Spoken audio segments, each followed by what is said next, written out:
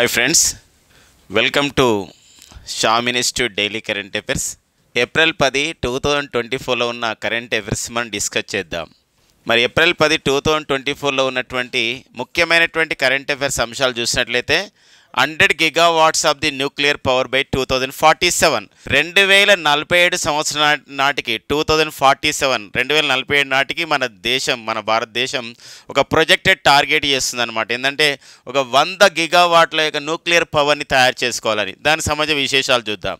Zig అనే కొత్త currency రాబోతుంది ఒక దేశంలో. ఏ దేశంలో జిగ్ కరెన్సీ రాబోతుంది అని చెప్పి చూద్దామండి. ఎందుకోసం ఇంకొకటి వార్తల్లో వ్యక్తిగా పీటర్ పెలగ్రిని అనేవారు వార్తల్లో ఉన్నారు. సో వారెవరో చూద్దాం. అంతేకాకుండా ఈరోజు బాంబే స్టాక్ ఎక్స్చేంజ్ కానివ్వండి, తర్వాత నెక్స్ట్ వచ్చేసి ఇక నేషనల్ స్టాక్ ఎక్స్చేంజ్ కానివ్వండి, ఇవన్నీ కూడా అంటే సెబీ నిర్వహిస్తున్నటువంటి స్టాక్ మార్కెట్లలో షేర్ మార్కెట్లలో ఒక రోజున మొత్తం కూడా ఎవరైతే అక్కడ షేర్ మార్కెట్ లావాదేవీలు చేస్తున్నారో ఎవరైతే వాళ్ళ యొక్క మొత్తం కూడా వాళ్ళ యొక్క మార్కెట్లో ఉన్నటువంటి మొత్తం సంస్థల యొక్క ఒక పెట్టుబడులు అనేది అంటే ఆ మదుపర్లు అని చెప్పేసి అంటే వాళ్ళు మొత్తం కూడా ఎంతకు చేరిందంటే 4 లక్షల కోట్లకు చేరింది. సో మనకి ఇది ఒక రికార్డ్ అనమాట. మన భారత స్టాక్ మార్కెట్లో ఒక రికార్డు. మదుపర్ల సంపద 400 లక్షల కోట్లకు చేరింది. అది ఏ రోజు చూద్దాం దానికి సంబంధించిన విశేషాలు.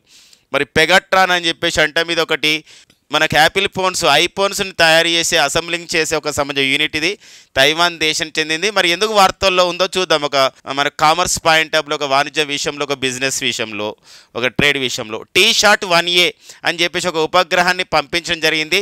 దానికి సంబంధించిన విశేషం చూద్దాం. మరి ఈ మధ్య కాలంలో జర్మనీ, నికరగువ దేశాల మధ్య సంబంధాలు బలహీనంగా వచ్చినాయి, వీకెన్ అయినాయి చాలా కూడా. ఎందుకు మరి ఈ యొక్క జర్మనీ, నికరగువ ఎందుకు వార్తల్లో ఉంది, వాళ్ళకు ఏ విషయంలో మరి ఒక ఉందో చూద్దాం. ఎందుకు సంబంధించినటువంటి కరెంట్ అఫైర్స్ని. ఇక మొదటి అంశం చూద్దామండి.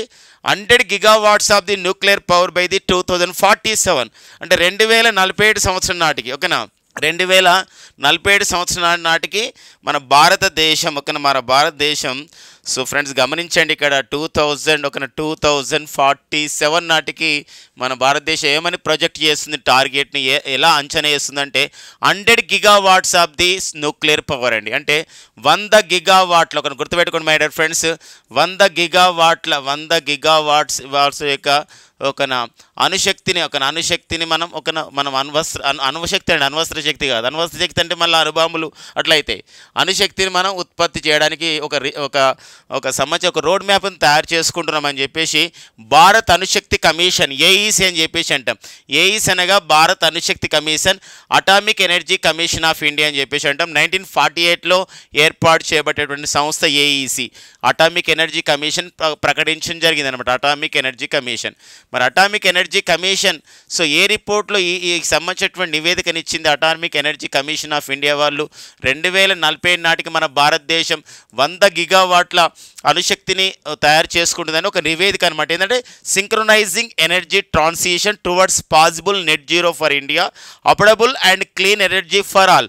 అంటే ఇక్కడ చూడండి, అంటే యాక్చువల్గా అణువిద్యుత్ ద్వారా మనకి కొంచెం మనకు జీరో కార్బన్ ఎమిషన్స్కి ఇబ్బంది అవుతుంది. ఎందుకోసం అంటే మన భారతదేశం ఒక ప్రొజెక్ట్ చేసిన టార్గెట్ ఏంటా టార్గెట్ అంటే 2070 నాటికి శూన్య కర్బన ఉద్గారాలను సాధిస్తామని చెప్పేసి, శూన్య కర్బన ఉద్గారాలని లేదా దీన్ని మనం జీరో కార్బన్ ఎమిషన్ సాధిస్తామని చెప్పేసి అనుకుంటున్నాం.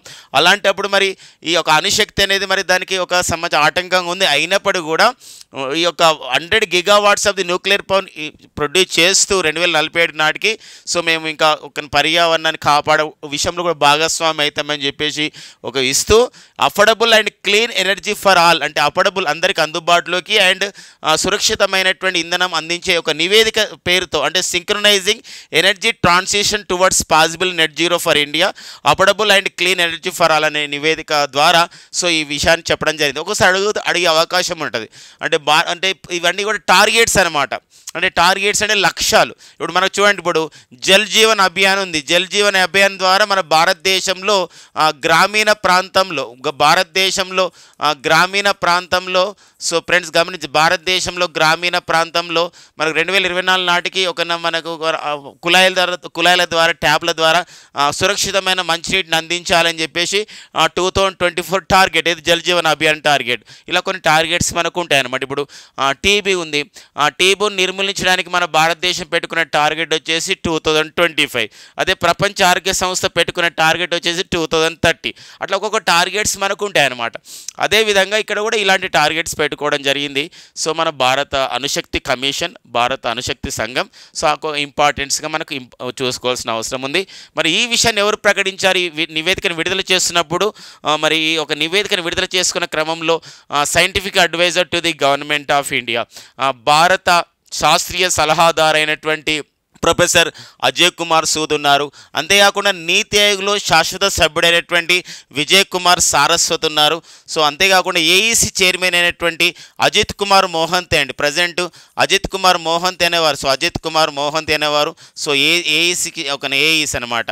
So AEC atomic energy commission of ఇండియాకి సో మనకి చైర్మన్గా ఉండడం జరిగింది. వీరు ఈ కార్యక్రమంలో పాల్గొన్నారు. ఈ నివేదిక విడుదల చేస్తున్నప్పుడు మరి అజిత్ కుమార్ మోహంతితో పాటుగా ఒక మన principal scientific adviser to the government of India, భారత ప్రభుత్వ శాస్త్రీయ సలహాదారైనటువంటి ప్రొఫెసర్ అజయ్ కుమార్ సూద్ కూడా ఇందులో ఈ సంబంధించినటువంటి ఒక విడుదల కార్యక్రమంలో పాల్గొన్నాడు ఈ సంబంధించిన నివేదిక విషయంలో.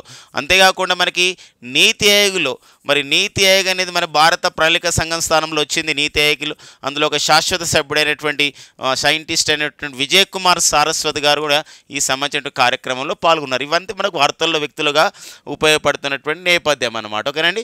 దీంతో పాటుగా మన భారతదేశంలో అణుశక్తి గురించి మనం డిస్కస్ చేసుకోవాలంటే మన భారతదేశంలో ఫస్ట్ అటామిక్ పవర్ స్టేషన్ ఏది, ఫస్ట్ మన దేశంలో వచ్చినటువంటి తొలి ఒక అణువిద్యుత్ కేంద్రం ఏది, అటామిక్ పవర్ స్టేషన్ ఏదని చెప్పేసి అన్నప్పుడు అది 1969లో మనం తారాపూర్ అణువిద్యుత్ కేంద్రం నిర్మించుకోవడం జరిగిందండి. తారాపూర్ అణువిద్యుత్ కేంద్రం, తారాపూర్ అటామిక్ పవర్ స్టేషన్, ఇది మహారాష్ట్రలో ఉంది. చాలాసార్లు కూడా అడిగడం జరిగింది. కొన్ని కాంపిటేటివ్ ఎగ్జామ్లో మనకు అడుగుతున్న నేపథ్యం మనకు ఉంటుంది.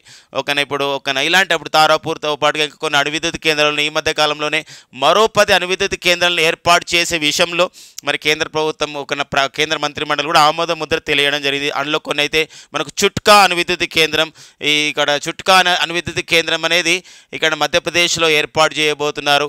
అంతేకాకుండా బన్సావారా అనే అణువిద్యుత్ కేంద్రం మీద రాజస్థాన్లో ఏర్పాటు చేస్తున్నారు. రాజస్థాన్లో ఆల్రెడీ రావత్ బాట్ అణువిద్యుత్ కేంద్రం, ఇలా మనకు కొన్ని అణువిద్యుత్ కేంద్రాలు ఉన్నాయి. కొన్ని కైగా అణువిద్యుత్ కేంద్రం వచ్చేసి కర్ణాటకలో కైగా అణువిద్యుత్ కేంద్రం, కాక్రాపార్ అణువిద్యుత్ కేంద్రం గుజరాత్లో ఉంది, కూడంకులం అణువిద్యుత్ కేంద్రం తమిళనాడులో ఉంది.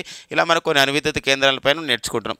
దాంతోపాటుగా అణువిద్యుత్ కేంద్రాలపైన అణువిద్యుత్ పైన పరిశీలన చేయడానికి మొత్తం ఒక నియంత్రణ చేయడానికి సంబంధించినటువంటి పాలసీస్ని ప్రకటించడానికి atomic energy commission of India ఉంటుంది. దాంతోపాటుగా అణువిద్యుత్ పైన అధ్యయనం చేయడానికి మనకు బార్క్ అనే సంస్థ కూడా ఉందండి. బార్క్ అనగా బాబా అటామిక్ రీసెర్చ్ సెంటర్ అంటారు. ఒకసారి అబ్రివేషన్ కూడా వచ్చింది, బార్క్ అబ్రివేషన్స్ అంటారు. అంటే బాబా అటామిక్ రీసెర్చ్ సెంటర్. ఇది ఎక్కడ ఉందంటే ముంబైలో ఉంది, మహారాష్ట్రలోని ముంబైలోని ట్రాంబే వద్ద ఉంటుంది. ప్రజెంట్ దీనికి డైరెక్టర్గా ఎవరు పనిచేస్తున్నారంటే వివేక్ బాసిన్ అనేవారు పనిచేస్తున్నారు అన్నమాట. ఈ పాయింట్ ఇంపార్టెంట్. దీనికి మరి ఇలాంటి ఒక జాతీయ అంశానికి, ఇలాంటి ఒక సైన్స్ అండ్ టెక్నాలజీ అప్డేట్గా ఉన్నటువంటి ఒక జాతీయ అంశానికి అంతర్జాతీయం కూడా ఒక లింక్ చేసుకోవచ్చు. ఎందుకోసం అంటే ఇంతవరకు డిస్కస్ చేసినాం, అసలు జీరో కార్బన్ ఎమిషన్స్ని సాధించడంలో మరి అణువిద్యుత్ అనేది రియల్ తోడ్పడదు. కానీ మనం గమనించినట్లయితే జీరో కార్బన్ ఎమిషన్స్ని సాధించే క్రమంలో సాధించే క్రమంలో మరి జర్మనీ దేశం ఒక టార్గెట్ని పెట్టుకుంది. ఏంటంటే 2050 నాటికే మేము జీరో కర్బన ఎమిషన్స్ని శూన్య కర్బన ఉద్గారాలను సాధిస్తాం 2050 నాటికి అని చెప్పేసి జర్మనీ దేశం ఒక సంబంధించిన డిసైడ్ చేసుకుంటే మరి దానికి తగ్గట్టుగా జర్మనీ దేశం ఏం చేసిందంటే జర్మనీలో ఉన్నటువంటి ఒక 3 అణువిద్యుత్ కేంద్రాలను నిలుపుదల చేసిందనమాట. Stop the production of the atomic power. ఇది is the first of its kind in the world. So మన ప్రపంచంలో ఫస్ట్ టైం అనమాట అణువిద్యుత్ కేంద్రాలను ఒక 3 అణువిద్యుత్ కేంద్రాలని జర్మనీ ఏం చేసిందంటే నిలుపుదల చేసిందండి. 3 అణువిద్యుత్ కేంద్రాలని స్టాప్ చేసింది. అక్కడ ఎలాంటి అణువిద్యుత్ని ఉత్పత్తి చేయడం లేదనమాట. ఇది వెరీ వెరీ ఇంపార్టెంట్గా మరి అణువిద్యుత్ కేంద్రాలు ఇటీవల కాలంలో జీరో కార్బన్ ఎమిషన్స్ని తగ్గించే క్రమంలో 2050 నాటికి ఆ లక్ష్యాన్ని చేరే క్రమంలో ఈ క్రింది ఏ దేశం 3 అణువిద్యుత్ కేంద్రాల్లో ఒక అణువిద్యుత్ని ఉత్పత్తి నిలుపుదల చేసిందంటే అది జర్మనీ దేశం అనే అంశం గమనించండి. ఇంకా జర్మనీ జీరో కార్బన్ ఎమిషన్ సాధించే క్రమంలో ఒకేసారి ఒక 14 హైడ్రోజన్ ఇంధనంతో నడిచే ట్రైన్స్ కూడా ప్రవేశపెట్టడం జరిగింది. ప్రపంచంలో ఫస్ట్ టైం అనమాట హైడ్రోజన్ ఇంధనంతో నడిచే ట్రైన్లను ప్రవేశపెట్టినటువంటి తొలి దేశం వచ్చేసి ఏంటంటే అది జర్మనీ దేశం అనమాట. సో అదొక ఇంపార్టెన్స్గా మనం చూసుకోవాల్సిన అవసరం ఉంటుందండి. ఇది మనకి ఏఈస్ పైన బార్క్ పైన వాటిపైన మనం డిస్కస్ చేసాం.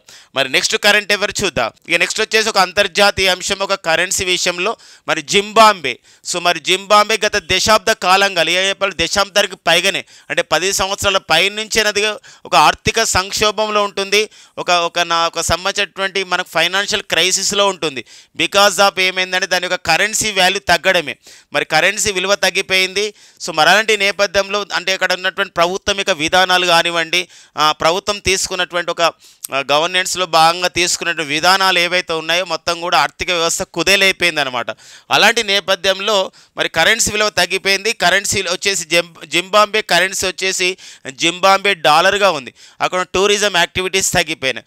ఇలాంటి నేపథ్యంలో జింబాబ్వే ప్రభుత్వం ఒక నిర్ణయం తీసుకుంది. అంటే జింబాబ్వే ఏంటి ఆ నిర్ణయం అంటే ఇక్కడ ఒక కొత్త కరెన్సీని మేము విడుదల చేస్తున్నామని చెప్పేసి. సో మరి ఇది మరి కొత్త కరెన్సీ ఏంటంటే ఇక్కడ జిగ్ అని చెప్పేసి అంటామండి. జిగ్ అంటే అర్థమైందంటే ఇక్కడ జింబాబ్వే గోల్డ్ అండి. ఏదంటే జింబాబ్వే గోల్డ్ అనే ఒక కరెన్సీని మేము తీసుకొస్తున్నాం ఈ నెలలోనే చివరిలోనే అని చెప్పేసి ఇక్కడ జింబాబ్వే గోల్డ్ అని చెప్పేసి అంటామండి. జింబాబ్వే గోల్డ్ గుర్తుపెట్టుకోండి. జింబాబ్వే గోల్డ్ అనేది ఏ దేశ నూతన కరెన్సీ అడిగే అవకాశం తక్కువ ఉంటుంది. ఎందుకోసం అంటే అందులోనే మనకు జింబాబ్వే అనే పేరు ఉంది. బట్ ఇక్కడ సింపుల్గా అడగాలంటే జిగ్ అనే కరెన్సీ అనేది ఏ దేశం తీసుకొస్తున్నప్పుడు జింబాబ్వే అనే విషయం గుర్తుపెట్టుకోవాలి. ఇది ఒక ఆఫ్రికా ఖండ దేశం అండి. ఆఫ్రికా ఖండ దేశం జింబాబ్వే. ఇటీవల కాలంలో జింబాబ్వే న్యూస్లో ఉంది. ఎందుకోసం అంటే అక్కడ ఎంతో విలువైనటువంటి కోల్టన్ అనే ఒక ఖనిజం యొక్క నిక్షేపాలు దొరకడం జరిగింది. వెరీ వెరీ ఇంపార్టెంట్ కరెంట్ జాగ్రత్త విషయంలో గుర్తుపెట్టుకోండి.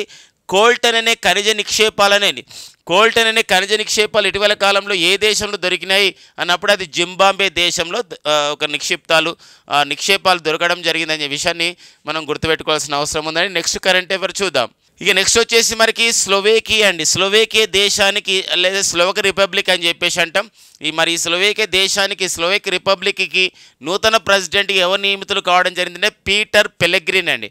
పీటర్ పెలెగ్రిన్ మనకి ఇక్కడ వార్తల్లో వ్యక్తిగా దేశాలు అధ్యక్షులు ప్రధానమంత్రులు ఇలాంటి వాటిపైన మనకు అడుగుతున్న నేపథ్యం ఉంటుంది. కాబట్టి మరి పీటర్ పెలెగ్రిని ఇటీవల కాలంలో ఏ దేశానికి నూతన ప్రెసిడెంట్ కావడం జరిగిందంటే స్లోవక్ రిపబ్లిక్ అనే దేశానికి నూతన ప్రెసిడెంట్ కావడం అయితే జరిగిందనమాట. అలాంటి ఒక ఇంపార్టెన్స్ మనం డిస్కస్ చేసుకోవడం జరిగింది. ఇప్పుడు democratic republic of the Congo దేశం. మరి democratic republic of the Congo దేశానికి మరి నూతన వెరీ ఫస్ట్ టైం అనమాట very first time democratic republic of the Congo దేశానికి ఒక female became the prime minister అయింది. ఆమె పేరు వచ్చేసి ఇక్కడ చూడండి జుడిత్ సుమిన్వా తులూకా అని చెప్పేసి అన్నారు. తులూకా. సో ఒక ఇంపార్టెంట్గా మనకి ఇలాంటి ఒక ఇంపార్టెన్స్గా ఇవ్వాల్సినటువంటి అవసరం మనకు ఉంటుంది. ఒక దేశానికి ప్రధానమంత్రులు కానివ్వండి అధ్యక్షులు కానివ్వండి లేటెస్ట్గా వచ్చినప్పుడు మనకు ఖచ్చితంగా అడిగే అవకాశం ఉంటుంది. సో మన నెక్స్ట్ కరెంట్ ఎవరు చూద్దామండి.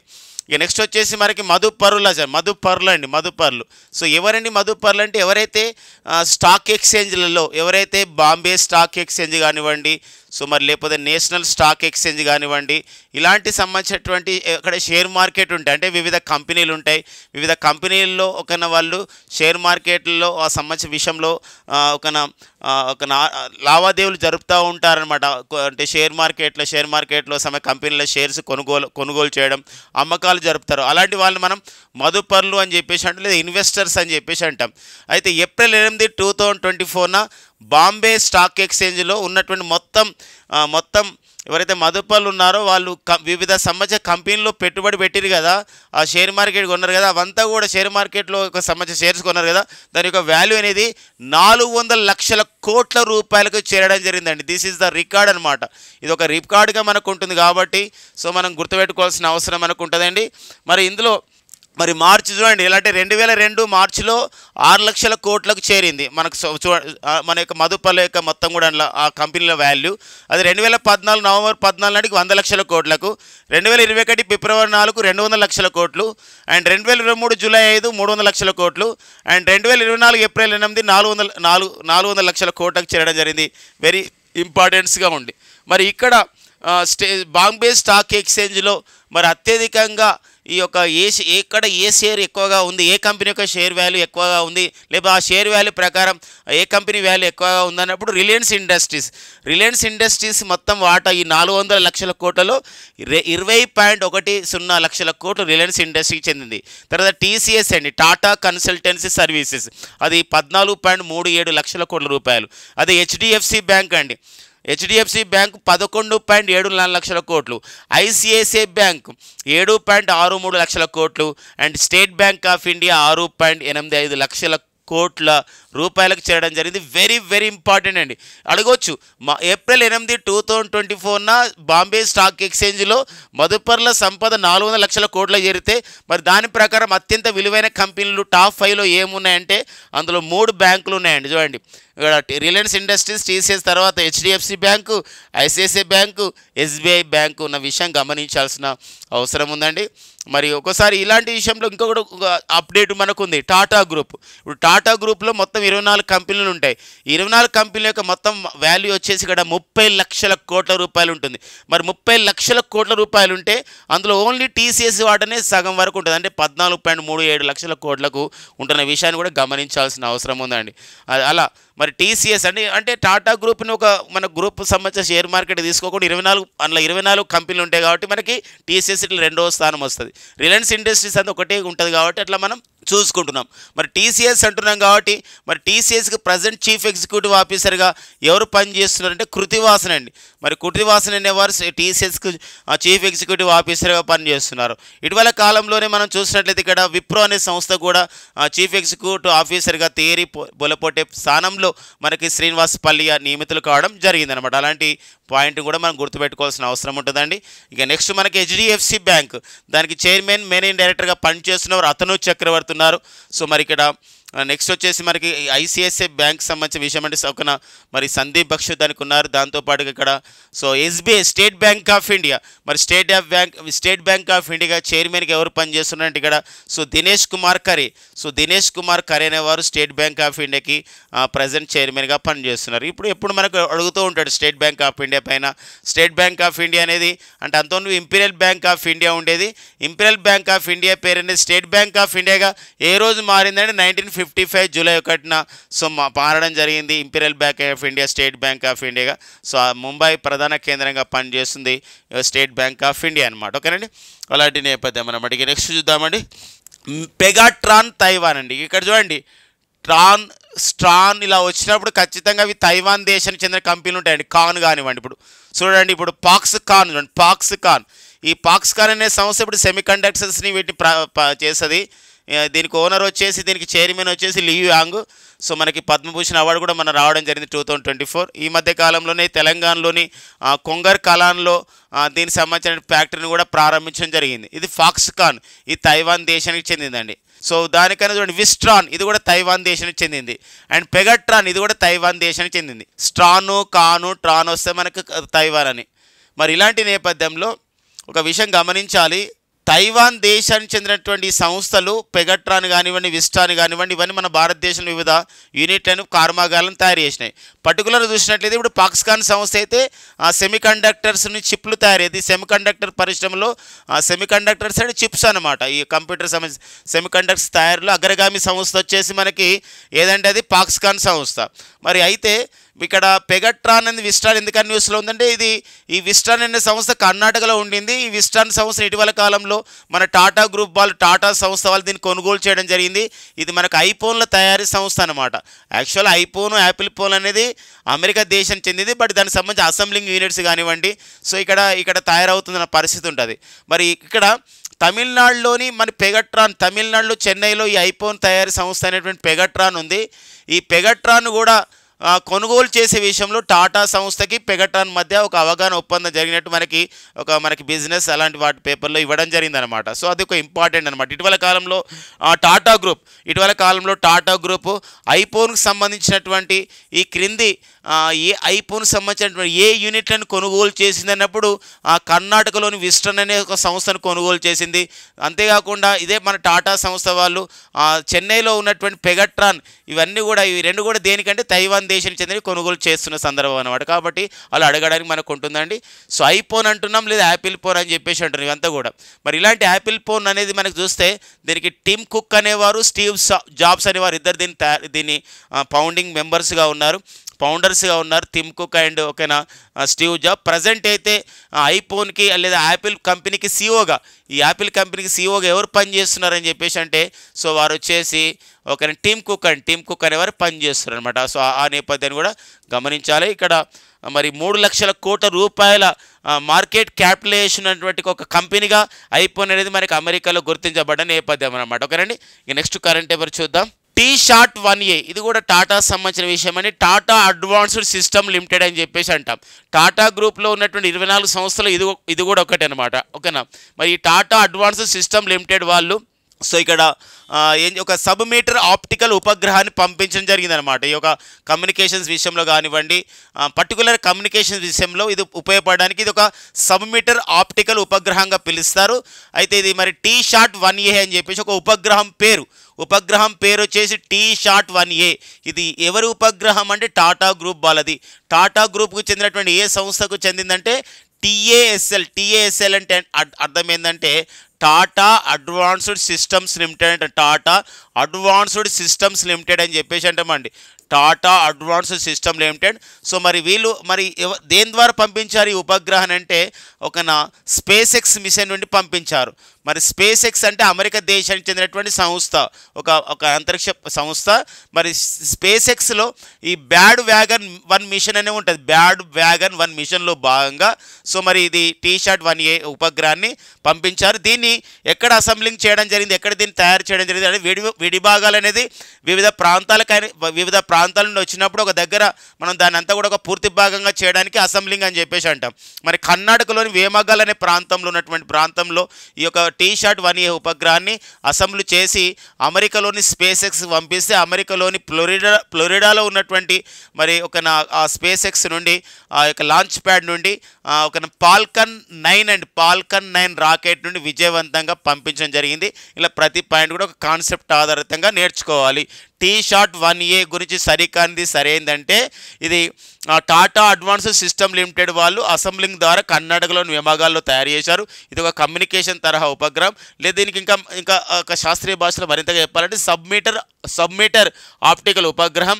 ఇది స్పేస్ ఎక్స్ ద్వారా అమెరికాలోని ఫ్లోరిడా నుండి ఫాల్కన్ 9 రాకెట్ ద్వారా బ్యాడ్ వ్యాగన్ 1 మిషన్లో భాగంగా స్పేస్ ఎక్స్ వాళ్ళు దీన్ని విజయవంతంగా పంపించడం జరిగింది. అలాంటి నేపథ్యాన్ని చూసుకుంటూ మరి స్పేస్ ఎక్స్ అంటే మనకి ఎవరైతే స్పేస్ ఎక్స్ CEO ఉన్నారో అతనే టెస్లా సంస్థ కూడా వారే ఉన్న సందర్భం ఉంటుందండి. మరి అంతేకాకుండా ఇదే స్పేస్ ఎక్స్ వాళ్ళు ఇదే మనకి ఎలన్ మస్క్ అనేవారు ఇప్పుడు ఎక్స్ అనే ఒక సోషల్ మీడియా యాప్ ఉంది. గతంలో ఎక్స్ అంటే దీన్ని మనం ట్విట్టర్ అని చెప్పేసి అంటున్నాం. మరి Tesla and space X and X ఇవన్నీ కూడా ఒకరే కలిగి ఉన్నారు. వారు వచ్చేసి ఎవరండి ఎలన్ మాస్క్ అనేవారు ఉన్నారండి. ఇందులో ఒక చిన్న విషయం గమనించాలి. ఎక్స్ లేదా ట్విట్టర్ దీనికి చీఫ్ ఎగ్జిక్యూటివ్ ఆఫీసర్గా మాత్రం ఎవరు పనిచేస్తున్నాడు, లిండా యక్కరీనో పనిచేస్తున్నారండి. ఇవ్వండి ఎవరు లిండా యక్కరీనో అనేవారు పనిచేస్తున్నారు. ఓకేనండి. ఇక టాటా గ్రూప్ అని చెప్పేసి అంటున్నాం. టాటా గ్రూప్కి అయితే గౌరవ చైర్మన్ వచ్చేసి మన రతన్ టాటా గారు గౌరవ చైర్మన్గా ఎమిరేటస్ చైర్మన్ అని చెప్పేసి అంటాం రతన్ టాటా గారు. అండ్ టాటా గ్రూప్కి ప్రజెంట్ చైర్మన్ అంటే ఎవరున్నారని చెప్పేసి అంటే ఇక్కడ ఒక నటరాజన్ చంద్రశేఖరన్ అని చెప్పేసి అంటామండి. లేదా చంద్రశేఖరన్ నటరాజన్ అని చెప్పేసి అంటాం. సో మరి చంద్రశేఖర్ నటరాజన్ అనేవారు సో మరి ప్రజెంట్ అయితే టాటా గ్రూప్కి చైర్మన్గా పనిచేస్తున్నారు అనమాట. ఇక నెక్స్ట్ కరెంట్ అఫైర్ చూద్దామండి. మరి జర్మనీ నికరగువ ఎందుకు ఈ దేశాలు 2 వార్తల్లో ఉన్నాయంటే మరి అంతర్జాతీయ న్యాయస్థానం ICJలో ఇంటర్నేషనల్ కోర్ట్ ఆఫ్ జస్టిస్లో నికరగువా అనే దేశం జర్మనీ పైన ఫిర్యాదు చేసింది. ఏమని ఫిర్యాదు చేసిందంటే ఈరోజు ఇజ్రాయెల్కి జర్మనీ ఎంతో సహాయం చేస్తుంది. ఇజ్రాయెల్ గుర్తుపెట్టుకోండి. ఇక్కడ ఇజ్రాయెల్ ఎందుకోసం ఫ్రెండ్స్ ఇక్కడ గమనించండి. అక్టోబర్ 7, 2023 మనకి అమాస్ అనే సంస్థ అండి. అమాస్ అనే సంస్థ అనేది పాలస్తీనా దేశానికి చెందింది. ఈ పాలస్తీనా దేశానికి చెందిన సంస్థ ఒకటేసారి ఇజ్రాయెల్ పైన ఇరుచుకపడింది. ఇజ్రాయెల్ పైన ఏ పేరుతో ఇరుచుకపడిందంటే ఆపరేషన్ ఆల్ అక్సా ఆపరేషన్ ఆలక్స్ అంటే మసీద్ అండి, అక్కడ ఆలక్సా స్ట్రామ్ అంటాం, లేదా ఆపరేషన్ ఆలక్సా ఫ్లడ్ అంటాం. ఆ పేరుతో కొన్ని మిజైల్ దాడి చేస్తే సుమారు 1300 మంది ఇజ్రాయెల్ ఆ విధంగా చనిపోవడం జరిగింది. అందులో కొంతమంది బందీలుగా తీసుకుపోయింది హమాస్ సంస్థ. దేనికి ప్రతిదాడిగా ఇజ్రాయెల్ తేరుకొని వెంటనే పాలస్తీన్లోని గాజా, వెస్ట్ బ్యాంక్ ఇలాంటి ప్రాంతాలపైన దాడికి పూనుకునింది. దీనికి ఏమని పేరు పెట్టడం జరిగిందంటే ఇక్కడ ఆపరేషన్ ఐరన్ స్వాట్స్ అనే పేరుతో, ఆపరేషన్ ఐరన్ స్వాట్స్ అనే పేరుతో సో మరి ఇజ్రాయెల్ పాలస్తీనాపై ఇంకా విరుచుకుపడుతుంది. ఈ యొక్క మరణ హోమంలో 10,000కు పైగా, కొన్ని సంస్థల ప్రకారం 15,000కు పైగా పాలస్తీన్లు చనిపోవడం జరిగింది, నిరాశ్రులయ్యారు అని చెప్పేసి ఆ విధంగా సో మనకి వార్తలు అందుతున్న నేపథ్యం. ఇలా ఇజ్రాయెల్ దాడిలో ఇంతమంది పాలస్తీనా వాళ్ళు చనిపోతున్నారంటే కారణం కొన్ని అగ్రరాజ్యాలు, అందులో జర్మనీ దేశం కూడా పాత్ర ఉంది. జర్మనీ ఎన్నో మందుగుడు సామాగ్రిని, రక్షణ అవసరాలను తీరుస్తుంది, ఇజ్రాయెల్ యొక్క రక్షణ అవసరాలని.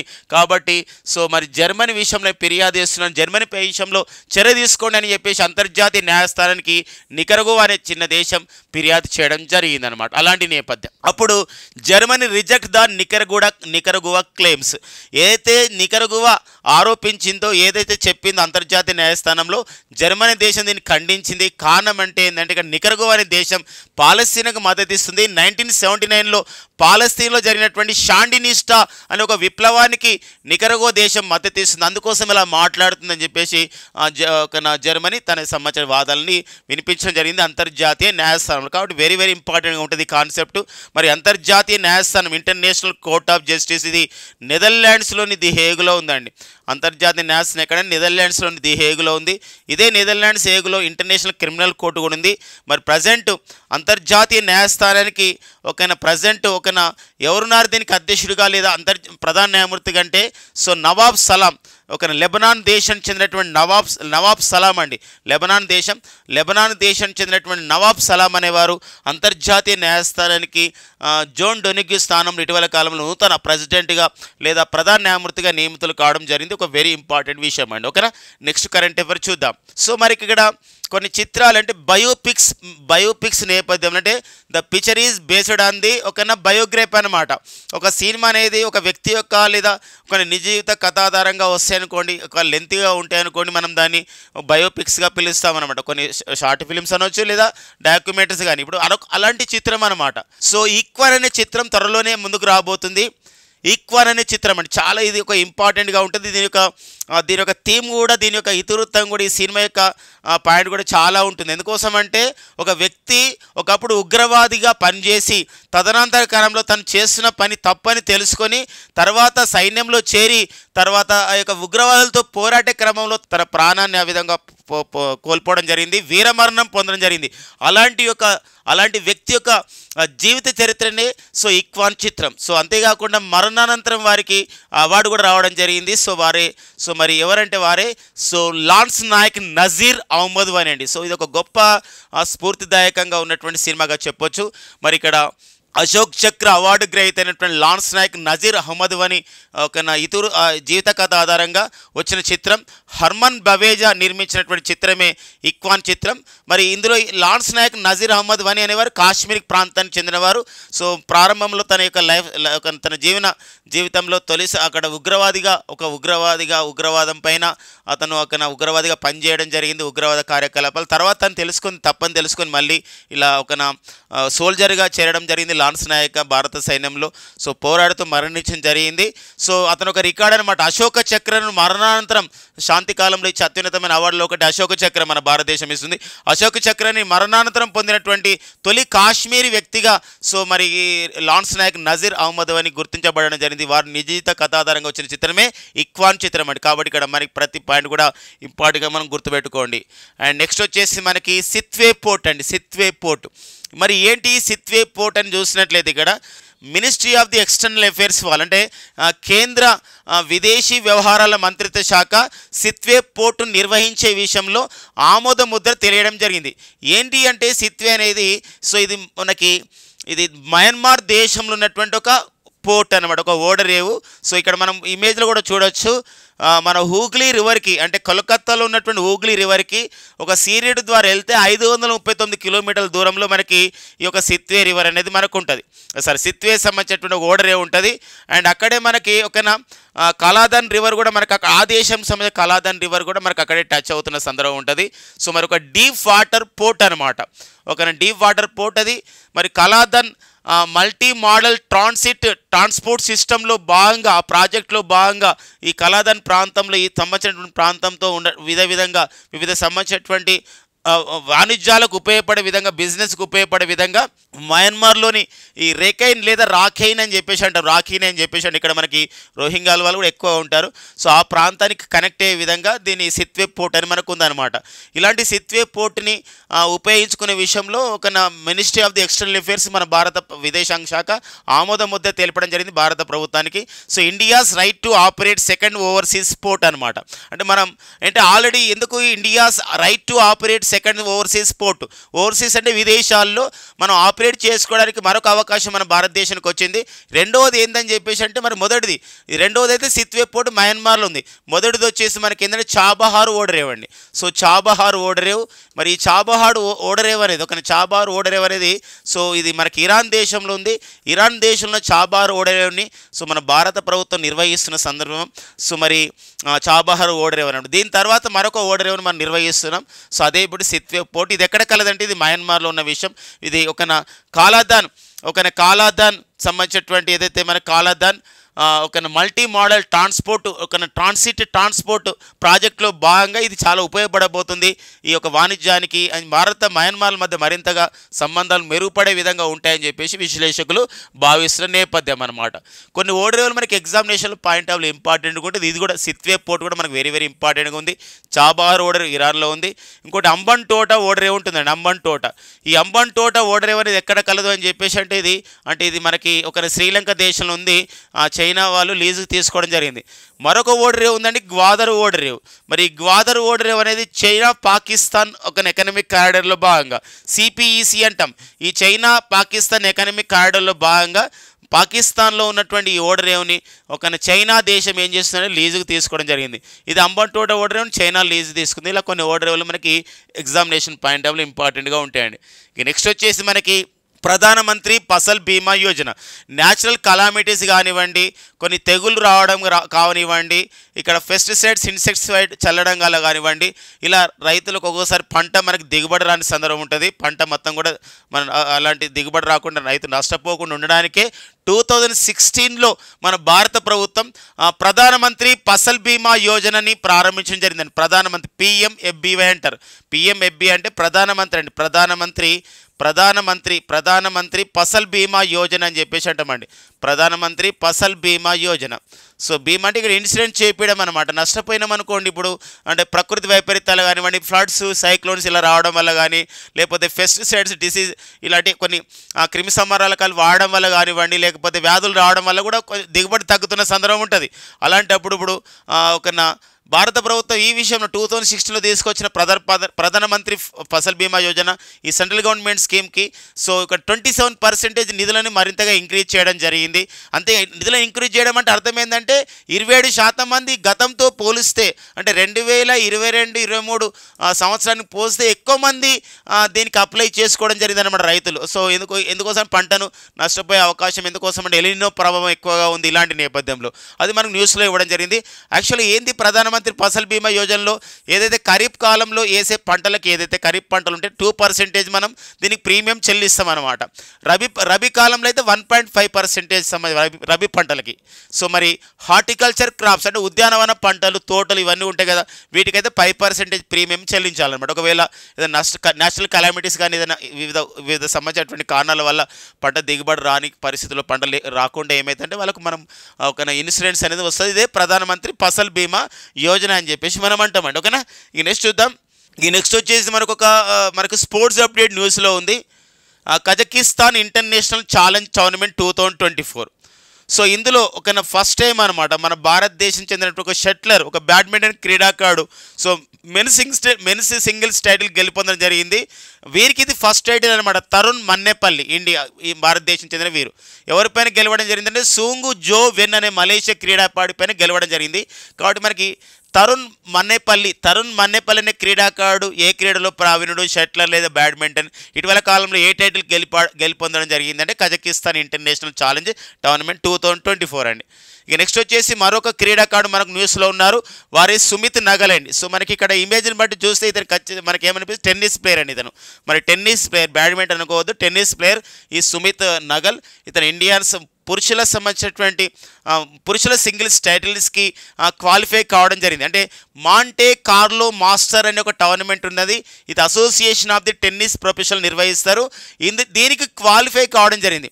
గత 42 సంవత్సరాల నుండి కూడా ఎవ్వరు కూడా ఈ మాంటే కార్లో మాస్టర్స్ టోర్నమెంట్కి మన భారతీయులు క్వాలిఫై అవుతలేరు అన్నమాట.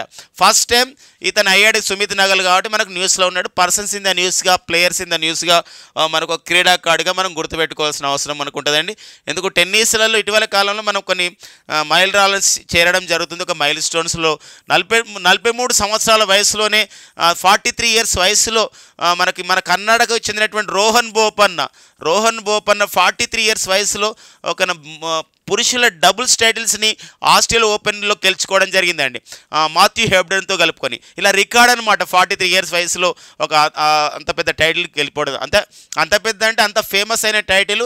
అలా ఒక గ్రాండ్ స్లామ్ టైటిల్ ఒకటైనటువంటి ఆస్ట్రేలియా ఓపెన్ పురుషుల డబుల్స్ టైటిల్ని గెలుచుకోవడం అనేది ఫస్ట్ టైం అనమాట. అంతేకాకుండా పురుషుల డబుల్స్లో నెంబర్ 1 ర్యాంకుని కూడా 43 సంవత్సరాల్లో చేరినటువంటి వ్యక్తిగా, టెన్నిస్ ప్లేయర్గా మన కర్ణాటక చెందినటువంటి మన భారతీయుడైన మన రోహన్ బోపన్న ఆ ఘనతను సాధించడం అనేది ఉందన్నమాట. ఓకేనా, ఆ పాయింట్ మనకి ఇంపార్టెంట్గా ఉంటుందండి. ఇక నెక్స్ట్ వచ్చేసి మనకి సంపూర్ణ సూర్యగ్రహణం వచ్చిందండి ఈరోజు. అంటే మనకి ఏప్రిల్ 8న సంపూర్ణ సూర్యగ్రహణం అనేది మనకు న్యూస్లో ఉంది.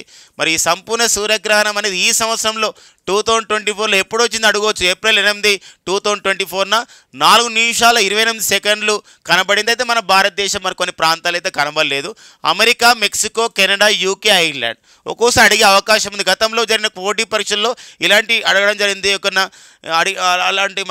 మనం అలాంటి విషయాలు కూడా నోట్స్ చేసుకోవాల్సిన అవసరం ఉంటుంది. ఏప్రిల్ 2024లో లేకపోతే ఏ రోజున సంపూర్ణ సూర్యగ్రహణం వచ్చింది, ఎన్ని నిమిషాల పాటు వచ్చింది, ఏ దేశాల్లో ఇది కనిపించింది, ఈ సంపూర్ణ సూర్యగ్రహణం లాంటి క్వశ్చన్స్ మనం ఎక్స్పెక్ట్ చేయడానికి మనకు ఉంటుందండి. ఇక నెక్స్ట్ వచ్చేసి మనకి దైబాయ్. ఎవరండి దైబాయ్ అని చెప్పేసి అంటే మన భారతీయ మహిళ. అయితే ఇప్పుడు ఆమెకు అమెరికా పౌరసత్వం వచ్చింది, ఇప్పుడు అమెరికా పౌరురాలు అయింది. బట్ ఆమె వయసు వచ్చేసి 99 సంవత్సరాల వయసు అండి. ఫ్లోరిడాలో వాళ్ళ కుటుంబ సభ్యులు ఇంట్లో ఉన్నది. ఆమె అప్లై చేసుకుందనమాట అమెరికన్ సిటిజన్షిప్కి. చేసుకుంటే US citizenship and immigration services వాళ్ళు ఈమెకి ఏం చేశారంటే అమెరికన్ సిటిజన్షిప్ ఇవ్వడం జరిగింది. ఇంతవరకు అయితే అమెరికా సిటిజన్షిప్ని ఎక్కువ వయసు పొందిన వారిలో మనం చూసినట్లయితే భారతీయులలో ఈమె ఎక్కువ వయసు అనమాట. ఎవరండి, దైబాయ్. సో ఆ పాయింట్ మనం ఇక్కడ గుర్తుపెట్టుకోండి, ఒక వార్తల్లో వ్యక్తిగా ఉంది అనమాట. అండ్ నెక్స్ట్ వచ్చేసి మనకి టుడే ఇంపార్టెన్స్ ఉంది మై డియర్ ఫ్రెండ్స్. ఈరోజు ఏప్రిల్ 10. మరి ఏప్రిల్ 10ని మనం ఎలా నిర్వహించుకుంటాం? ప్రతి సంవత్సరం ఏప్రిల్ 10 అంటే ఇక్కడ మరి వరల్డ్ హోమియోపతి డే.